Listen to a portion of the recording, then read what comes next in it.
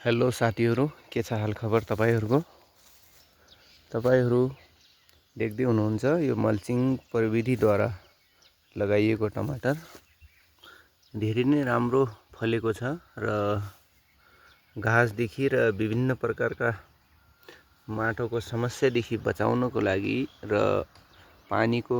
नमीलाई बनाइराख्नको लागि यो मल्चिङ प्रविधिको प्रयोग गरिन्छ र यो भित्र 30 सेन्टिमिटर टाढा